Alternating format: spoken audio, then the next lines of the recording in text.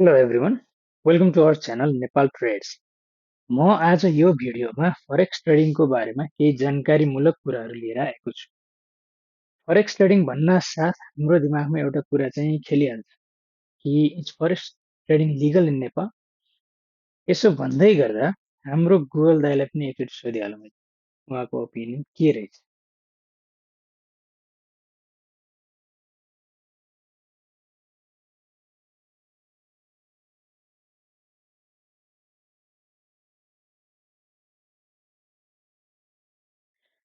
गुगलको एन्सर सरसर्ती हेर्दा चाहिँ फरेक्स ट्रेडिङ लिगल नै हो भनेर, it is indeed legal in Nepal. र यो ट्रेडिङसँग जोडिएको एभ्री पार्टहरू लिगल छ त हाम्रो नेपालको कन्टेक्स्टमा, यसबारेमा म भिडियोको अन्तिममा फेरि जोड्छु है। फर्स्ट अफ अल, ट्रेडिङको लागि एउटा ब्रोकर त हुनु पर्यो। जस्तो कि यहाँ नेप्सेमा सेयर ट्रेड त धेरैले गर्नुहुन्छ होला, त्यसको लागि ब्रोकरकोमा गएर ट्रेडिङ एकाउन्ट खोल्नु भएकै होला अनि अलिकति इन्भेस्टमेन्ट गरेर सेयर स्टक ट्रेड गर्न सुरु पनि गर्नु भएको होला। अनि त्यस्तै गरी फरेक्स ट्रेडको लागि पनि लिस्ट अफ अभाइलेबल इन्टरनेसनल ब्रोकरबाट कुनै एउटा ब्रोकर चुज गर्न पर्यो, त्यसमा खाता खोल्नु पर्यो अनि सर्टेन पैसा डिपोजिट गरेपछि ट्रेड गर्न मिल्ने हुन्छ। अब कुरा गरौँ फरेक्सको कि what is forex trade. In simple language, forex trade भनेको चाहिँ दुईटा पेयर अफ करेन्सीको भ्यालु फ्लक्चुएसनबाट हुने ट्रेडलाई बुझिन्छ। यो चाहिँ एकदम लेमेन एन्ड बेसिक कन्सेप्ट हो।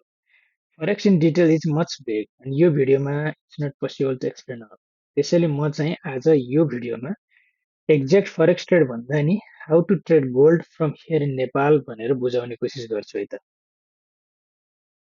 सर्वप्रथम त to every beginners and interested one, यदि तपाईँलाई घर बसेर नै धेरै टाइम नदिकन पकेट मनी अर्न गर्नु छ भने this can be the best option to you है।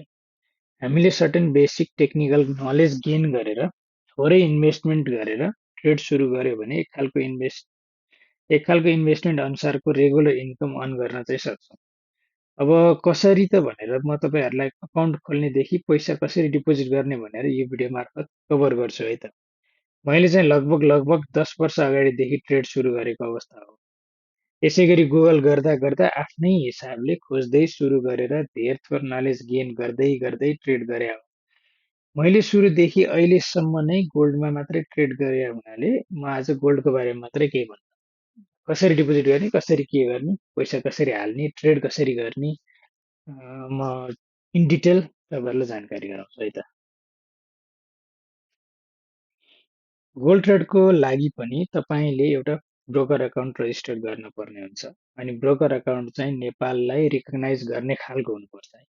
धेरैवटा ब्रोकर प्लेटफर्महरू छन् जस्तै IC market, Exness, eToro, Pepperstone, FXCM, IG etcetera. यिनीहरू मध्ये मैले आफूले ट्रेड गरेर एकदम ठिक लागेको चाहिँ एक नम्बरमा आइसी मार्केट, दुई नम्बरमा एक्सनेस हो।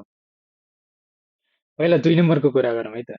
एकदम बिगिनियरको लागि चाहिँ एक्सनेस बेस्ट छ, जसमा मिनिमम $10बाट ट्रेड गर्न सुरु गर्न सकिन्छ अनि स्प्रेड एकदम लो छ, कमिसन जिरो नै छ अनि अर्को सब चार्जेस पनि लाग्दैन अनि यसको एप युआई पनि राम्रै छ। अनि अर्को आइसी मार्केट चाहिँ अलि बिगिनर भन्दा एक स्टेप माथि गएपछि बेस्ट अप्सन हुन्छ मेरो हिसाबमा। यसमा चाहिँ मिनिमम $200 डिपोजिट गर्नुपर्छ ट्रेडिङ सुरु गर्नको लागि। स्प्रेड चाहिँ मिनिमम नै छ, कमिसन र स्वप चार्जेस चाहिँ लाग्छ, त्यो पनि थोरै लाग्छ, त्यो धेरै चाहिँ हुँदैन। मैले यो स्प्रेड र स्वप भनिराखेको छु नि, यो स्प्रेड भनेको चाहिँ बाइङ र सेलिङ रेटको डिफरेन्स हो अनि स्वप चार्जेस भनेको चाहिँ तपाईँले ओभरनाइट कुनै एउटा ट्रेड पोजिसन होल्ड गरिराख्नुहुन्छ, क्लोज गर्नुहुन्न। अब आज बाई गरेर छोडिदिनुहुन्छ अनि एक रात चाहिँ लगभग होल्ड गर्नुहुन्छ, मिनिमम एक रात होल्ड गर्नुहुन्छ, एक रातभन्दा बढी गर्नुहुन्छ। त्यस्तो अवस्थामा चाहिँ त्यो फरेक्सको त्यो चेन्जेसको त्यो जुन डिफ्रेन्सेस हुन्छ नि, हो त्यो डिफ्रेन्स अमाउन्टको चाहिँ अब त्यो एउटा करेन्सी चार्जेस काट्छ, त्यसैलाई स्वप भनिन्छ। त्यो मिनिमम चाहिँ मिनिमम हुन्छ, तपाईँहरूको अब जुन हिसाबले प्रफिट आउँछ, जुन हिसाबले अब ट्रेड गर्दाखेरि प्रफिट देखिन्छ, जुन भोल्युममा प्रफिट देख्नुहुन्छ त्यो हिसाबमा चाहिँ एकदमै मिनिमम चाहिँ मिनिमम नेग्लिजिबल अमाउन्टकै हुन्छ। यो दुइटै ब्रोकरको लिङ्क तल डिस्क्रिप्सनमा मैले राखेको छु, एकचोटि क्लिक गरेर भिजिट गर्नु होला अनि डेमो अकाउन्ट त्यहाँबाट अकाउन्ट रेजिस्टर गर्नु होला सबसे बेस्ट चाहिँ। अनि यसो गो थ्रु वेबसाइटमा पनि भिजिट गर्नु होला, हेर्नु होला, सबै जानकारी लिनु होला।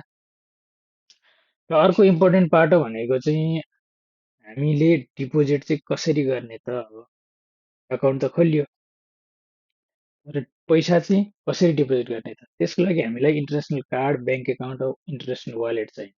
अब हामीसँग नेपालमा इन्टरनेसनल कार्ड त हुँदैन, अनि इन्टरनेसनल ब्याङ्क एकाउन्ट पनि हुने कुरा भएन। त्यसैले third option international wallet create गर्नुपर्छ। अनि त्यसको लागि नेपालबाट भेरिफाई गर्न सजिलो वालेट चाहिँ मलाई स्क्रिल लाग्यो, किनभने मैले चाहिँ स्क्रिलबाट अकाउन्ट क्रिएट गरेँ, स्क्रिलमै डिपोजिट गरेँ। आजसम्म कुनै पनि समस्या छैन। विथड्र गर्न नि सजिलो, डिपोजिट गर्न पनि सजिलो। विथड्र नेपालको ब्याङ्कमा सिधै हुन्छ, अब डिपोजिट चाहिँ नेपाल ब्याङ्कबाट गर्न मिल्दैन एकैचोटि। अनि त्यसपछि भनेको अब धेरै जस्तो ब्रोकरले स्क्रिल वालेटलाई पनि सपोर्ट गर्छन्। स्क्रिलमा गएर आफ्नो आइडी र एड्रेस प्रुफ हालेर अकाउन्ट क्रिएट गरेपछि अर्को नेक्स्ट स्टेप कम्प्लिट भयो।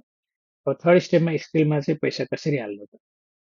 मैले सुरुमा एउटै कुरा गर्दै छोडेको थिएँ, अन्तिममा जोड्छु भनेर। अब स्क्रिलमा चाहिँ पैसा कसरी डिपोजिट गर्ने त? के यो लिगल छ त पैसा स्क्रिलमा पठाउनलाई? नेपालबाट फरेक्स क्रिप्टो ट्रेडको लागि विदेशमा पैसा पठाउन मिल्दैन, यो सबै लिगल चाहिँ छैन। स्क्रिलमा पैसा डाइरेक्ट पठाउन मिल्दैन नेपालको ब्याङ्कबाट, किनकि नेपालको अब यो एनआरबीको गाइडलाइनले गर्दाखेरि अब धेरै कुरा रेस्ट्रिक्ट छ, यहाँबाट सिधै पैसा पठाउन मिल्दैन कहीँ पनि। यो त्यही भएर अब हामीले थर्ड पार्टी अरू च्यानलबाट पैसा पठाउनु पर्ने हुन्छ। फेरि अब यो भिडियो मार्फत फेरि अब यसरी यसरी पैसा पठाउनु, यसरी यसरी यो भनेर मैले हजुर यो कसैलाई पनि प्रोत्साहन चाहिँ दिन खोजेको होइन वास्तवमा चाहिँ। तैपनि अब जानकारीको लागि, नलेजको लागि अब थोरै अमाउन्ट, अब $10 देखि $200 यताउता हुन्छ नि, अब मिनिमम अमाउन्टहरू तपाईँहरूले अब ट्रेडिङ गर्न इच्छुक हुनुहुन्छ भनेदेखि चाहिँ अब थर्ड पार्टी च्यानलबाट एकदम जेन्युन थर्ड पार्टी च्यानलहरू खोज्नुहोस्। थर्ड पार्टी च्यानलबाट स्किलमा पैसा हाल्न मिल्छ। मैले आफूले यसो गर्दै गर्दा चाहिँ थर्ड पार्टी च्यानल मलाई चाहिँ एटिएम भन्ने च्यानल अलिकति अब जेन्युन पनि लाग्यो हो। अहिले त्यहाँ अब रिस्क चाहिँ छैन, उनीहरू अब ग्यारेन्टी जस्तै हुन्छ। अनि त्यही भएर अब पैसा हराउने डर चाहिँ हुँदैन, त्यहाँबाट स्किलमा पैसा हाल्न मिल्छ। स्किलबाट चाहिँ फेरि आफ्नो ट्रेडिङ एकाउन्टमा पैसा हाल्न मिल्छ, पैसा हालिसकेपछि हामी ट्रेड गर्न मिल्छ। तर अब सुरुमा चाहिँ डेमो अकाउन्ट खोलेर ट्रेड गर्नु होला। जो पनि ट्रेडिङ गर्ने इच्छुक हुनुहुन्छ, पहिला अब सबै डेमो अकाउन्ट खोल्नु होला। रियल मनीमा चाहिँ अब 10 दिन 15 दिन डेमो अकाउन्टमा गर्नु होला, 1 महिना गर्नु होला। त्यस पछाडि रियल अकाउन्ट, अब रियल मनी हालेर अनि रियल अकाउन्टबाट लाइभ ट्रेडिङ गर्नु होला। अनि डेमो ट्रेडिङमा चाहिँ तपाईँहरूलाई अब धेरै टेक्निकल एनालाइसिसको बारेमा पनि एकदम बुझ्नु होला।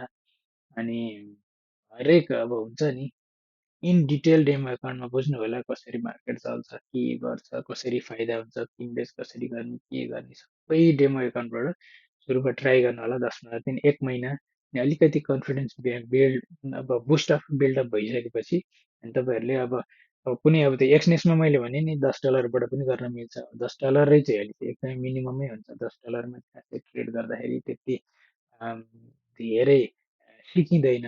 म कम्तीमा चाहिँ अब $100 ट्रेड गर्नलाई म तपाईँहरूलाई जो $100 सुरु गर्नु होला। अब त्यो हिसाबले रियल पहिला डेमो गरिसकेपछि अलिक कन्फिडेन्स आइसकेपछि अनि $100 जति डिपोजिट गरेर अनि ट्रेड गर्न सुरु गर्नु होला। त्यस पछाडि अब अलिअलि ट्रेड गर्दै गइसकेपछि अब धेरै कुरो सिकिन्छ। टेक्निकल एनालाइसिस के हो, मार्केट कसरी चल्छ, के गरी चल्छ, यताउता सबै सिकिन्छ। अनि अब चार्ट एनालाइसिसहरू हेर्नुपर्ने हुन्छ। टेक्निकलको लागि चार्ट एनालाइसिस चाहिँ अब ट्रेडिङ भ्यू भन्ने एउटा प्लेटफर्म छ, सबसे बेस्ट नम्बर 1 छ। अब त्यो प्लेटफर्ममा गएर अनिखेर चार्ट एनालाइसिसहरू गर्नु होला। म चाहिँ गोल्डको मात्रै गर्ने भएको कारणले अब गोल्डको चाहिँ त्यहाँ एउटा कोड XAU USD भन्छ, त्यहाँ गएर सर्च गरेर अनि त्यो इन डिटेल चार्टहरू हेर्नु होला। कसरी मार्केट कसरी गइरहेछ, के गइरहेछ मार्केट, अब लाई अब उहरू मार्केट कसरी फ्लक्चुएसन भइराखेको छ, प्राइस मुभमेन्ट के भइराखेको छ, यिनीहरू प्राइस अब पिक आवर भनेको चाहिँ हामीले जनरली युएस सेसनलाई लिन्छ। युएस खोलिसकेपछि चाहिँ मार्केटमा अलिकति भोलाटाइल बढी हुन्छ। अनि के कारणले गर्छ, युएसको न्युजहरू के आउँदैछ, ग्लोबल न्युजहरू के आउँदैछ, यो हेरेर अनिखेर ट्रेड गर्नु होला। त्यस पछाडि अब सुरु गर्दै गएपछि त अब धेरै कुरा आफैले पनि थाहा पाइहाल्नुहुन्छ। र हुन्छ आजलाई यतिकै, यो भिडियोमा यति नै। तपाईँहरू कसैलाई केही जिज्ञासा छ भने कमेन्ट गर्नुहोला। And please share, subscribe and happy trade.